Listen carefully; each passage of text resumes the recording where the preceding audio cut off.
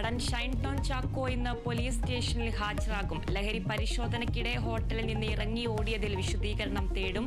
മൊഴിയുടെ അടിസ്ഥാനത്തിൽ തുടർ നടപടിയെന്നു പോലീസ്.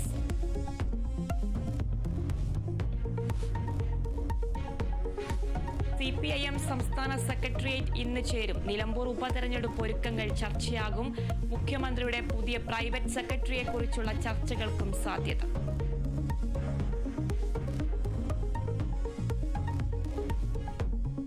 വനിതാ CPO റാങ്ക് ലിസ്റ്റിന്റെ കാലാവധി ഇന്ന് അവസാനിക്കും. സമരം 18ാം ദിവസത്തിലേക്ക് കടക്കുമ്പോൾ നിരാശരായി ഉദ്യോഗാർത്ഥികൾ.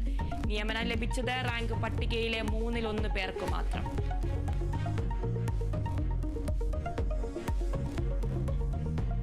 വയനാട്ടിൽ വാസയോഗ്യമല്ലാത്ത വീടുകളിൽ ഗോത്ര കുടുംബങ്ങൾ കഴിയുന്നത് ഭീതിയോടെ. നൂൽപ്പുഴ കോളൂർ ഉന്നതിയിൽ 5 കുടുംബങ്ങൾ താമസിക്കുന്നത് ചോർന്നൊലിക്കുന്ന ഭിത്തികൾ തകർന്ന വീടുകളിൽ. പുതിയ വീടുകൾക്ക് അപേക്ഷ നൽകിയിട്ടും നടപടി ഉണ്ടാകുന്നില്ലെന്നും ആക്ഷേപം.